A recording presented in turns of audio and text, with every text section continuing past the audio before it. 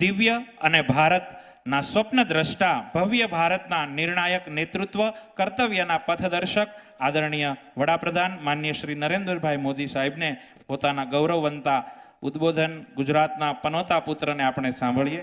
આદરણીય શ્રી નરેન્દ્રભાઈ મોદી.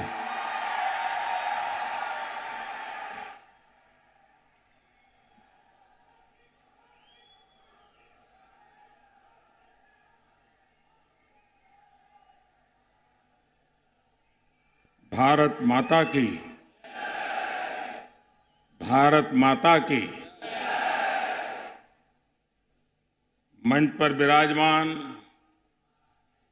गुजरात के लोकप्रिय मुख्यमंत्री श्री विजय रूपाणी जी, राज्य सरकार में मंत्री श्रीमान ईश्वर भाई परमार, राज्य सरकार में मंत्री भाई किशोर कानाणी, संसद में मेरे साथी श्री CR पाटिल, श्रीमती दर्शना बहन जरदोश, श्री प्रभु वसावा, मेयर जगदीश भाई और विशाल संख्या में पधारे हुए सूरत के मेरे प्यारे भाई और बहनों, કેમ છો બધા?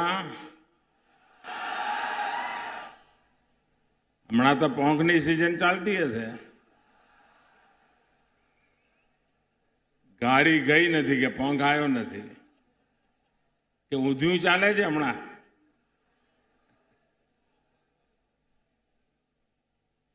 आज पूज्य बापू की पुण्यतिथि है और आज मैं इसके बाद दांडी में बापू के नमक सत्याग्रह को लेकर बने राष्ट्रीय नमक सत्याग्रह स्मारक का लोकार्पण करने वाला हूं. कर्मयोगियों के इस शहर सूरत से मैं बापू को श्रद्धा सुमन करता हूं, उन्हें अर्पित करता हूं. सूरत का बापू के नमक सत्याग्रह से बहुत गहरा नाता रहा है. सूरत के सैकड़ों सत्याग्रही तो बापू के साथ जुड़े ही थे.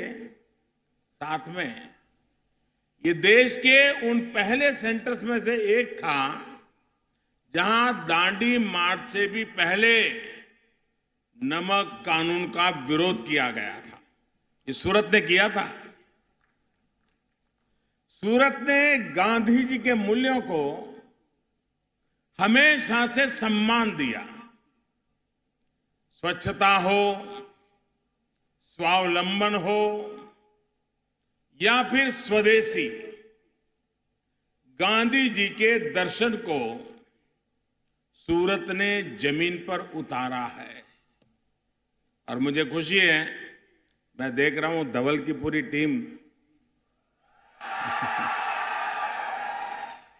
धवल मुझे मिला था दिल्ली में. इन सारे नौजवान, कोई इंजीनियर है, कोई चार्टर्ड अकाउंटेंट है, कोई शिक्षक है, कोई व्यापारी है, मन में ठान लिए सफाई का काम करेंगे और उन्होंने सफाई के लिए अपने आप को समर्पित किया है. मैं इन सभी नौजवानों को बधाई देता हूं.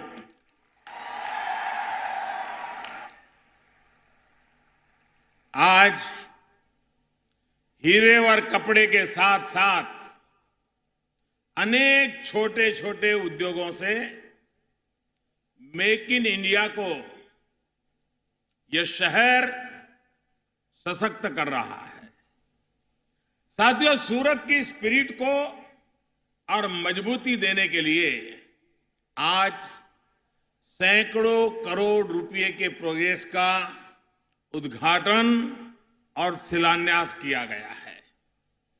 इसमें सूरत एयरपोर्ट का विस्तारीकरण तो है ही, साथ में शहर को स्मार्ट बनाने के लिए दर्जनों प्रोजेक्ट्स का उद्घाटन और शिलान्यास भी किया गया है. विकास से जुड़े इन सभी प्रोजेक्ट्स के लिए मैं सूरत वासियों को, हमारा हुर्ती भाइयों ने, आप सभी को बहुत बहुत बधाई। साथियों, हमारी सरकार देश में ईज ऑफ लिविंग और ईज ऑफ डूइंग बिजनेस की नई संस्कृति विकसित करने में जुटी है। इसके लिए देश में इंफ्रास्ट्रक्चर के विकास, कनेक्टिविटी के विकास पर बल, ये हमारी प्राथमिकताएं हैं। सूरत तो देश के उन शहरों में है जहां विश्व की सबसे तेजी से विकसित हो रही हमारी अर्थव्यवस्था में चार चांद लगाता है। हाल में आई एक अंतर्राष्ट्रीय रिपोर्ट के बारे में हर सुरती जानता है, लेकिन शायद देशवासियों को पता नहीं होगा। और इस रिपोर्ट में कहा गया है कि आने वाले 10-15 वर्षों में दुनिया के सबसे तेजी से विकसित होने वाले टॉप 10 शहरों में, दुनिया के टॉप 10, ये सारे के सारे 10 हिंदुस्तान के हैं। और खुशी की बात है, इसमें भी सबसे टॉप पर कौन है?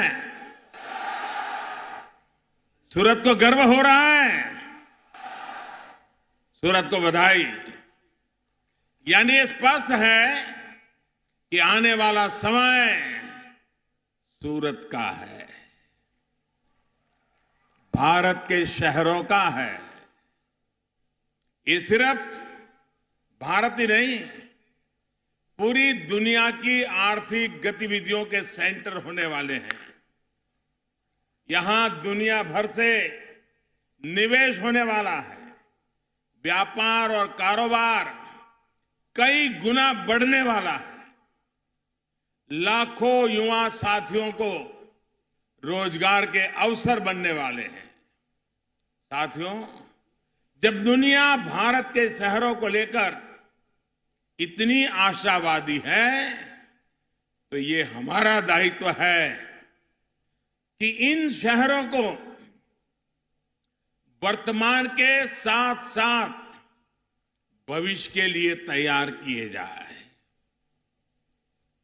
और ये भी सही है कि हमें सूरत को भविष्य के लिए तैयार करने का मतलब यहां का इंफ्रास्ट्रक्चर, यहां की व्यवस्थाएं, यहां की शिक्षा, यहां का आरोग्य, ये सब तो है ही है।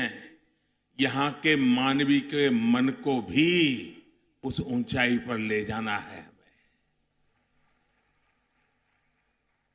और इसी सोच के साथ देश भर में हर प्रकार की कनेक्टिविटी को एक के बाद प्रोजेक्ट हम लगाए चले जा रहे हैं।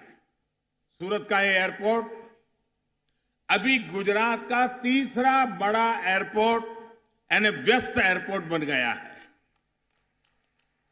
आज से नए टर्मिनल का जो काम शुरू हुआ है, जब ये पूरा हो जाएगा तब यहां पर 1200 डोमेस्टिक और 600 इंटरनेशनल पैसेंजर को मैनेज करने की क्षमता तैयार होगी। इसका मतलब यह कि एक दिन में 1800 यात्रियों को यह एयरपोर्ट हैंडल कर पाएगा। सूरत एयरपोर्ट की क्षमता भी सालाना 4 लाख यात्री की है। जिस प्रकार के विस्तारीकरण का काम यहां हो रहा है, उसके बाद भविष्य में एयरपोर्ट की क्षमता बढ़कर के 4 लाख से 26 लाख यात्री से ज्यादा हो जाएगी। पैसेंजर के अलावा यहां के कार्गो कैपेसिटी भी बढ़ाने वाले हैं। यानी आने वाले समय में आप सभी को अपने व्यापार कारोबार के लिए देश विदेश में सुविधा होगी। बाहर से भी बिजनेस के लिए जो यहां व्यापारी आते हैं, उनके समय की भी बचत होगी। साथियों, मुझे बताया गया है कि कुछ ही दिनों में यहां से शारजाह के लिए एयर इंडिया एक्सप्रेस की सीधी फ्लाइट भी शुरू होने वाली है। शुरुआत में ये सुविधा सप्ताह में 2 दिन होगी, लेकिन मार्च से इसको सप्ताह में 4 दिन किया जाना है। इस फ्लाइट से आप सभी को व्यापार की दृष्टि से भी बहुत मदद मिलने वाली है।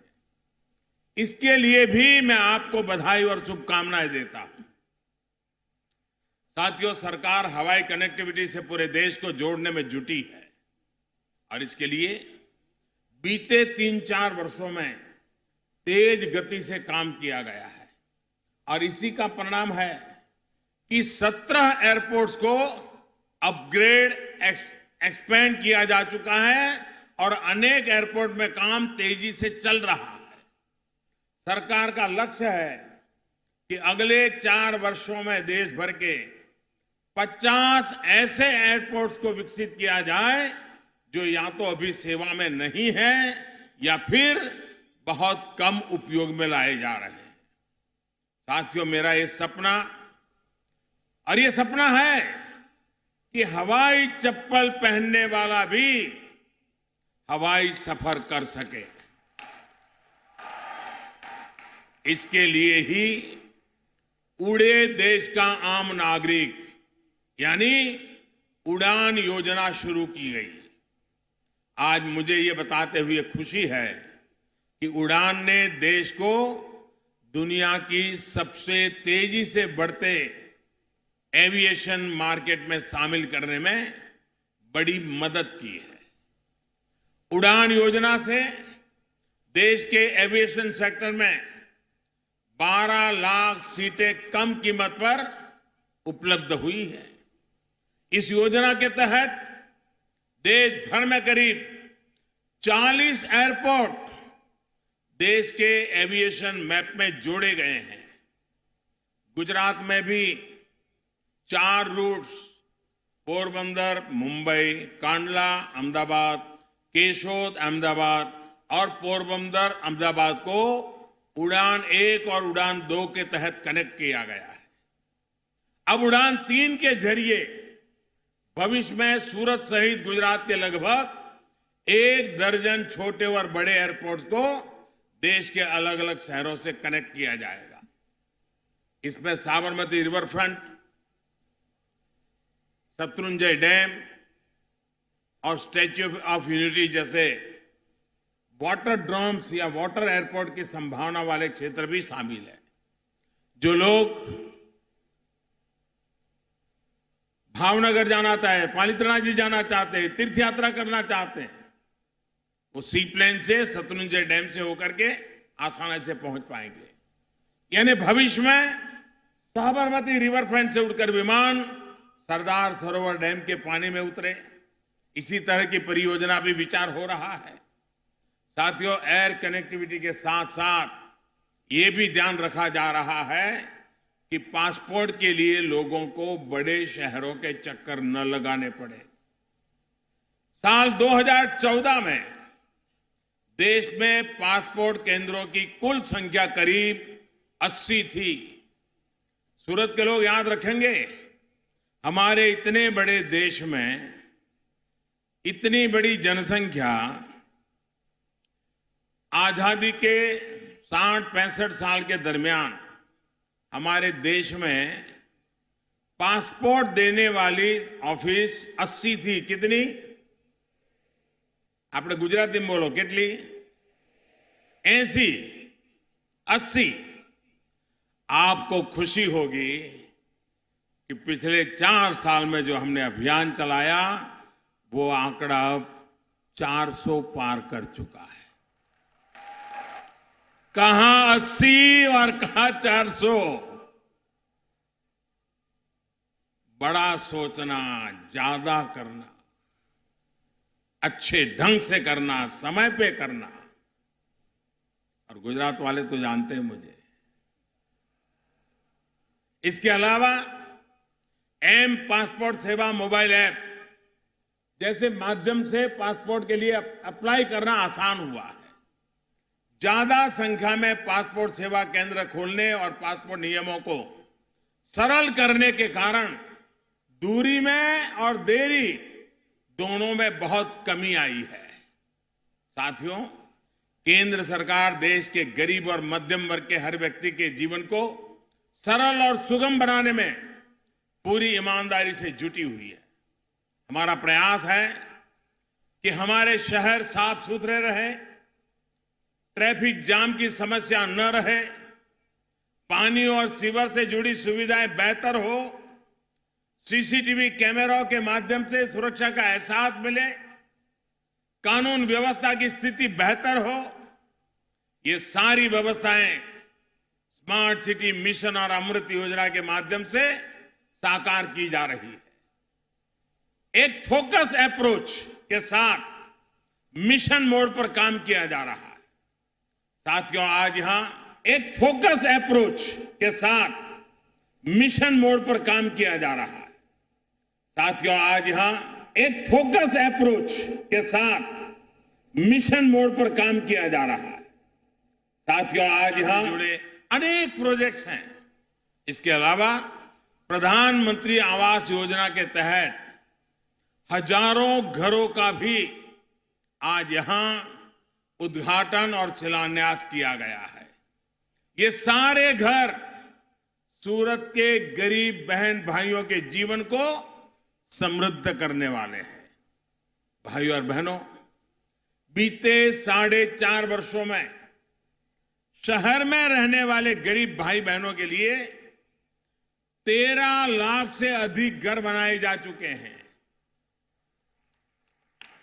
37 लाख घरों पर काम चल रहा है और शहरों में नए 17 लाख 70 लाख नए और बनाने के लिए सरकार स्वीकृति दे चुकी है। इसी तरह देश के ग्रामीण इलाकों में भी साल 2014 के बाद से 1 करोड़ 30 लाख से ज्यादा घरों का निर्माण किया जा चुका है। वो उस घर में रहने के लिए चले गए हैं। ये दिवाली भी उन्होंने अपने घर में मनाई। ये संख्या अपने आप में कितनी बड़ी है, इसका अंदाजा आप इसी से लगा सकते हैं कि पहले की सरकार ने, और ये आंकड़ा भी जरा सूरत के लोग याद रखें, उनके कार्यकाल में 25 लाख घर बनवाए थे। कितने 25 लाख। कितने जरा बताइए ना, कितने 25 लाख घर बनवाए थे। गरीब को अपने बेघर भाई बहनों को पक्की छत मिले, इसके लिए आज भारतीय जनता पार्टी की सरकार 1 करोड़ 30 लाख मकान बना दिए। 1 करोड़ 30 लाख। उनके कालखंड में कहां 25 लाख और हमारे 4 साल में कहां 1 करोड़ 30 लाख। अगर मैं जितना काम कर रहा हूं उतना उनको करना होता तो और 25 साल लग जाते हैं। इतना ही नहीं, किसी सरकार ने पहली बार मध्यम वर्ग के लिए भी, और मैं सूरत और शहरों के लोगों से आग्रह करूंगा कि इस बात को समझें, कितनी बड़ी मदद आपको हो सकती है, इसका फायदा उठाइए आप। पहली बार हमारे देश में ये योजना हमारी सरकार बनने से पहले नहीं थी। अगर मध्यम वर्ग का परिवार का व्यक्ति अपना घर बनाना चाहता है, बच्चे बड़े हुए हैं, नया घर लेना चाहता है, कोई व्यवस्था नहीं थी। मध्यम वर्ग को उसके नसीब पर छोड़ दिया गया था। हमने आकर के पहली बार मध्यम वर्ग के लिए भी घरों की एक नई कैटेगरी बनाकर उसे ब्याज में राहत का अभियान चलाया हुआ है। और इससे फायदा क्या होता है? एक अनुमान के तहत अगर मध्यम वर्ग का व्यक्ति 20 लाख रुपए का लोन लेता है और उस 20 लाख रुपए के लोन से प्रधानमंत्री आवास योजना के तहत मकान बनाने जाता है तो उसके ब्याज में कटौती की जाएगी और उसका परिणाम ये आएगा कि जब पूरे मकान के पैसे बैंक को वापस देगा तब तक करीब करीब 6 लाख रुपए की बचत हो रही है उसको। यानी मध्यम वर्ग के परिवार को एक घर बनाने में 6 लाख रुपए की बचत। हिंदुस्तान में इतनी सरकारें आकर के गई, न किसी सरकार ने सोचा था, न किसी सरकार ने किया था। कि हमारे में दम है कि भारत के बढ़ते जाते मध्यम वर्गीय परिवारों की हम चिंता करते हैं। और इसके साथ सबसे बड़ा लाभ मध्यम वर्ग के उन युवाओं को मिला है जो कैरियर की शुरुआती वर्षों में ही अपना घर खरीदने की इच्छा रखते हैं। कुछ लोग सवाल पूछते हैं कि नोटबंदी से क्या फायदा हुआ।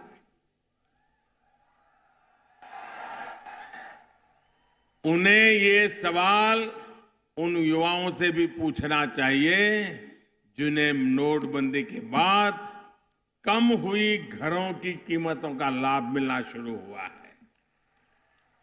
उस गरीब और मध्यम वर्ग से सवाल पूछना चाहिए जिसका घर का सपना अब साकार होना संभव हुआ है। वरना नोटबंदी से पहले किस तरह रियल एस्टेट सेक्टर में काला धन हावी था और सूरत वालों को तो इसका भली भांति पता है। बड़े बड़े दिग्गजों के नाम जानते हैं आप। भाई और बहनों, हमारी सरकार ने रेरा कानून बनाकर यह भी सुनिश्चित किया है कि गरीब और मध्यम वर्ग के लोगों की कमाई हाउसिंग प्रोजेक्ट्स में फंसनी नहीं चाहिए। रेरा कानून के तहत 30-35 हजार बिल्डरों ने अपना रजिस्ट्रेशन करवाया है और तय नियम के मुताबिक लाखों घरों का निर्माण कर रहे हैं। साथियों, अब सरकार में और जब सरकार में इच्छा शक्ति हो तो कैसे परिवर्तन आता है, इसका एक उदाहरण एलईडी बल्ब भी है। पहले जो एलईडी बल्ब 350 रुपये तक में मिलता था, अब उसे 40-50 रुपये में उपलब्ध कराया जा रहा है। अब आप मुझे मत पूछना कि 40-50 का बल्ब 350 में बिकता था तो बीच वाले पैसे कहां जाते थे, वो मुझे मत पूछना। उसका जवाब राजीव गांधी दे करके गए हैं। उन्होंने कहा हुआ है 1 रुपया जाता है तो 15 पैसा पहुंचता है। 85 पैसा कौन सा पंजा खाता था वो सारी दुनिया जानती है। बीते 4.5 साल में सरकार ने 32 करोड़ एलईडी बल्ब वितरित किए हैं। इस वजह से लोगों के बिजली बिल में सालाना करीब करीब 16,500 करोड़ रुपयों की बचत हुई है। ये पैसा ज्यादातर मध्यम वर्ग के परिवारों में बचा है। इसी तरह हमारी सरकार की मुद्रा योजना ने भी गरीब और निम्न मध्यम वर्ग के युवाओं के सपनों को नई उड़ान दी है। पहले युवा अगर अपना रोजगार करने के बारे में सोचता था तो उसे बैंक से कर्ज लेते समय गारंटी की समस्या आती थी। हमारी सरकार ने मुद्रा योजना के तहत अब तक 15 करोड़ से ज्यादा लोन बिना बैंक गारंटी दे चुकी है। आप सोचिए, इसके तहत लोगों को अपना रोजगार शुरू करने के लिए बिना बैंक गारंटी 7 लाख करोड़ रुपए का सरकार से की तरफ से दिया गया है। इनमें से 4 करोड़ 25 लाख से ज्यादा ऐसे लोग हैं जिन्होंने पहली बार कर्ज लिया है। यानी बीते 4.5 साल में देश को 4 करोड़ 25 लाख नए उद्यमी भी मिले हैं। भाइयों और बहनों, इन व्यापक योजनाओं और बड़े फैसलों के पीछे सबसे बड़ी वजह है आपका एक एक वोट की ताकत से बनी पूर्ण बहुमत की सरकार। आपको लगता होगा, अभी जब मैं मकान की चाबी दे रहा था, आपको लगता होगा ये मकान मोदी दे रहा है, किसी को लगता होगा ये मकान भारत सरकार दे रही है। जी नहीं, ये मकान न मोदी दे रहा है न भारत सरकार दे रही है, ये मकान आप दे रहे हैं।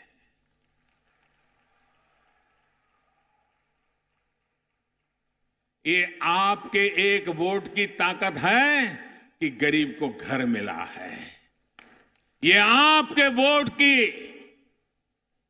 महत्ता है जो गरीब को घर देने की व्यवस्था देता है। और इसलिए ये जो बदलाव आप देख रहे हैं वो बदलाव आपके वोट की ताकत के कारण है, मोदी की ताकत के कारण नहीं है। भाइयों बहनों, आपको मालूम है 30 साल तक हमारे देश में अस्थिरता का दौर रहा। त्रिशंकु पार्लियामेंट बनी, किसी को पूर्ण बहुमत नहीं मिला, जोड़ तोड़ करके सरकारें चलाई गई, जिसका मर्जी पड़े उस तरफ खींचता चला गया। देश वहीं का वहीं अटक गया और कुछ बातों में पीछे चला गया। पिछले 4-4.5 साल से हम आगे बढ़ पा रहे हैं, उसका एक प्रमुख कारण है देश की जनता ने समझदारी से वोट डाला और त्रिशंकु की 30 साल पुरानी बीमारी से देश को मुक्त कर दिया, पूर्ण बहुमत की सरकार बना दी। और नई पीढ़ी देख सकती है कि पूर्ण बहुमत की सरकार कड़े फैसले भी ले सकती है, बड़े फैसले भी ले सकती है, हिम्मत के साथ देश को आगे बढ़ा सकती है। और ये काम हमने किया। पूर्ण बहुमत की सरकार का ये महात्म्य है। पूर्ण बहुमत की सरकार जवाबदेह भी होती है। आज कोई भी मुझे पूछ सकता है, बताओ मोदी जी 4.5 साल में क्या किया। अगर पूर्ण बहुमत की सरकार ना होती तो मोदी आराम से कह देता, अरे क्या करे भाई, वो मिली जुली सरकार है, कुछ फैसले करना बड़ा मुश्किल होता है, चल जाती गाड़ी। लेकिन नहीं, देश की जनता ने पूर्ण बहुमत का फैसला करके दुनिया में देश का नाम बढ़ाया है। और इसलिए एक एक मतदाता अपने वोट की जब ताकत समझता है, देश को आगे बढ़ाने में उसकी भागीदारी देखता है, तो देश कैसे बढ़ रहा है वो 4-4.5 साल में हमने देखा है। अब याद करिए सरकारें कैसे चलती थी। मुझे बताइए, आज सूरत एयरपोर्ट पर 70-72 हवाई जहाज की चल रही है।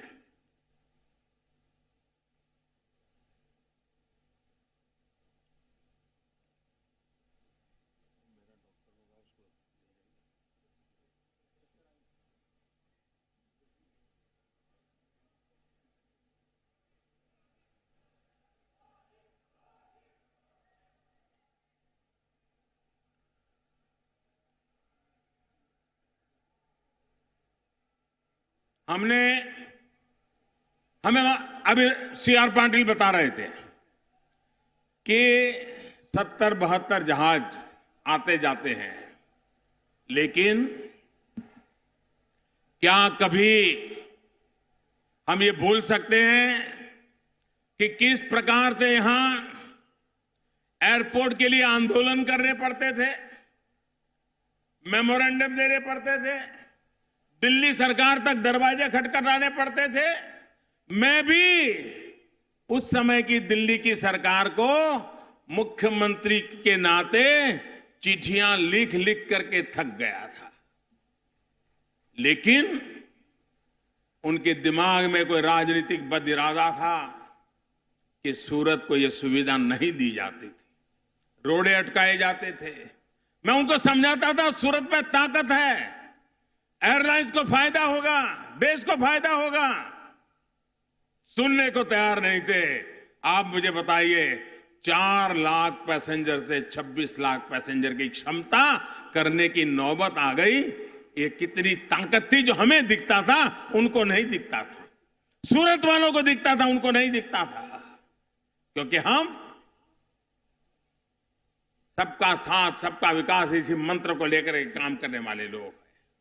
साथियों, एक तरफ हम पूरी शक्ति से पुरानी व्यवस्था की कमियों को बदलने में जुटे हैं, नया भारत बनाने में जुटे हैं, वहीं दूसरी तरफ कुछ ऐसे भी लोग हैं जो हमारे इन प्रयासों की मजाक उड़ाते रहते हैं।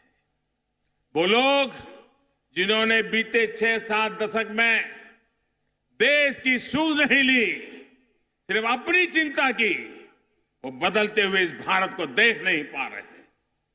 ऐसे नकारात्मक सोच वाले लोगों की परवाह किए बिना हम आगे बढ़ने वाले हैं। नए भारत की नई ऊर्जा को हम विकास में ही लगाने वाले हैं। मैं फिर एक बार आप सभी को जीवन और कारोबार को आसान करने वाली इन परियोजनाओं के लिए बहुत बहुत बधाई देता हूं। आप इतनी बड़ी संख्या में आशीर्वाद देने के लिए पहुंचे, इसके लिए भी मैं आपका बहुत आभारी हूं। मेरे साथ पूरी ताकत से बोलिए, भारत माता की, भारत माता की, भारत माता की। बहुत बहुत धन्यवाद।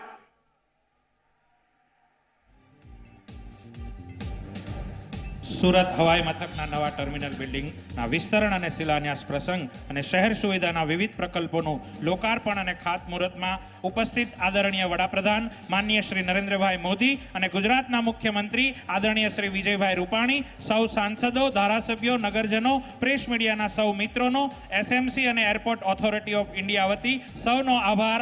વંદે માતરમ। ભારત માતા કી જય। ગરવી ગુજરાત। ભારત માતા કી જય જય ગરવી ગુજરાત।